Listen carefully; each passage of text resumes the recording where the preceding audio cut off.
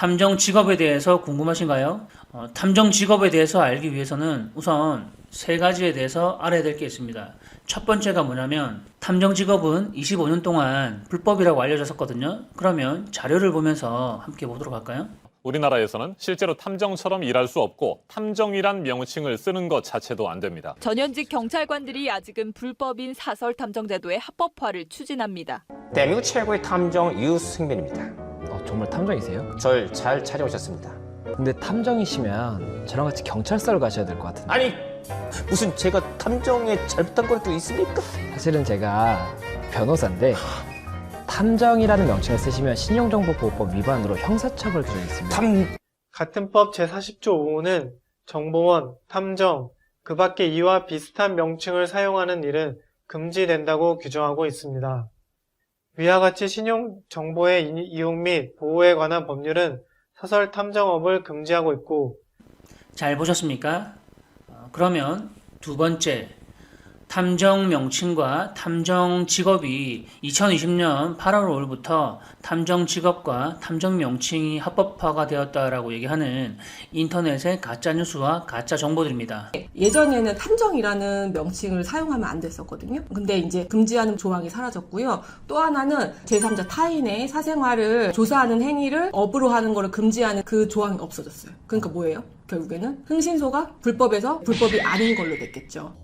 세 번째, 탐정개혁 실천연대의 강지영 대표의 탐정개혁입니다. 자료를 함께 보도록 하겠습니다. 첫 번째, 신용정보법 목적과 취지를 봤을 때 신용정보법의 탐정 명칭 사용은 신용정보업자들의 금지사항이라는 점입니다. 신용정보법의 개정 전은 신용조사법이었고 신용조사법 개정 전은 흥신업법이었거든요. 이 법의 목적은 신용정보회사들의 건전한 신용질서 확립에 있었습니다.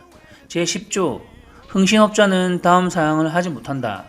8호를 보면 흥신업에 종사하는 자가 정보원, 탐정, 기타 이와 유사한 명칭을 사용하지 못한다 라고 되어 있습니다.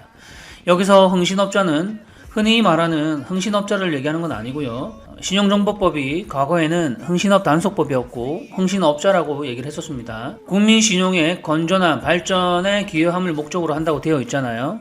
이게 1961년이거든요. 그리고 1978년 제정된 신용조사법 제10조를 보면 신용조사업자는 다음 각호의 행위를 하여서는 안 된다. 8호를 보면 조사원이 정보원, 탐정, 기타 이와 유사한 명칭을 사용하는 일이라고 되어 있습니다. 누가 하면 안 된다? 신용조사원이 정보원, 탐정, 기타 이와 유사한 명칭을 사용하면 안 된다 라고 표기되어 있습니다. 역시 깔끔합니다.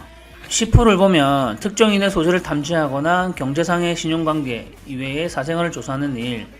과거에는 사생활을 조사하는 일은 신용조사원이 하면 안 되는 일이었지만 신용정보법으로 제정이 되면서 사생활 조사는 일반인도 하면 안 되는 것으로 제정이 되었습니다. 신용정보법의 목적과 취지를 보면 탐정 명칭 사용은 당연히 신용정보업자들에게 해당하는 내용이었지만 많은 사람들이 이 법문 해석에 대해서 방심하고 잘못 해석이 되었던 겁니다. 이상하게 설득이 되네. 신용정보법이 1995년 제정이 되었는데요. 2009년 서울중앙지법 부장판사의 판결문을 읽어보면 신용정보법 적용은 신용정보업자들에게 적용되는 준수사항이라고 되어 있습니다. 국민 모두에게 적용하면 안 된다라고 이렇게 적혀 있거든요. 탐정 명칭 사용은 두말하면 잔소리겠죠. 내용이 너무 길기 때문에 다 읽어드릴 수는 없으니 궁금한 분은 영상을 정지해놓고 읽어보시기 바랍니다. 과거의 신용정보법에서 말하는 탐정 명칭 사용에 대해서 변호사나 기자 등 모두 헛발질을 한 셈이 되는 거잖아요. 2020년 8월 5일 신용정보법 개정으로 탐정 명칭 사용을 할 수 있게 되었다는 말도 잘못된 가짜뉴스가 되는 겁니다. 저는 이거 연구한다고 4년이 걸렸거든요. 국내에서 이거 연구한 사람은 그리고 이거 밝혀낸 사람은 저 한 사람뿐입니다. 우리나라에서는 탐정으로 실제로 일을 할 수 없습니다. 하지만 우리나라에서는 이런 탐정 업무는 불법입니다. OECD 가입 국가 중에서 우리나라에만 없는 직업입니다. 사실 사설 탐정은 우리나라에서는 아직까지 불법이지 않습니까? 현재 우리나라에서 사설 탐정 활동을 하게 되면 엄연한 불법입니다. 하지만 우리나라에서는 엄연한 불법인데요. 아주 지독한 마귀의 씨였구만. 구독과 좋아요는 사랑입니다. 저번 시간에는 탐정 명칭 사용이 불법인가 아닌가에 대해서 설명을 드렸거든요. 그러면 이번 시간에는 탐정 활동이 탐정업이 불법인가 아닌가에 대해서 알려드리도록 하겠습니다. 결론부터 얘기하자면 탐정 활동과 탐정업은 불법도 아니고 아무것도 아닙니다. 그러면 무엇 때문에 탐정업과 탐정활동이 국내에서 불법으로 인식이 되었느냐, 이 부분을 제가 설명을 드릴 건데요. 국내에서 불법 심부름센터 업자들이 자기 자신을 홍보할 때 자기를 탐정이라고 홍보를 했기 때문에 국민들은 탐정을 불법이라고 인식을 했던 겁니다. 그리고 두 번째가 뭐냐면 신용정보법에 금지 조항이 있습니다. 거기에 특정인의 연락처를 알아내거나 특정인의 주소를 알아내는 일을 금지하는 조항이 포함되어 있습니다. 불법 심부름센터 업자들이 자기를 탐정이라고 홍보를 하면서 신용정보법의 금지 조항에 나와 있는 특정인의 연락처를 알아내거나 특정인의 소재지를 파악하는 일을 불법적으로 해왔기 때문에 이 탐정의 불법성 프레임이 씌워졌거든요. 탐정이라는 직업은 불법이 아닌데 탐정 활동을 할 때 불법적인 방법으로 그리고 불법적인 일을 하면 불법으로 처벌을 받게 되는 겁니다. 이해하셨죠? 역시 깔끔합니다. 탐정업이 국내에서 불법으로 인식되어 왔었던 가장 결정적인 이유가 뭐냐면 국회에 탐정법안이 통과되지 않고 있기 때문에 불법이다, 이런 논리거든요.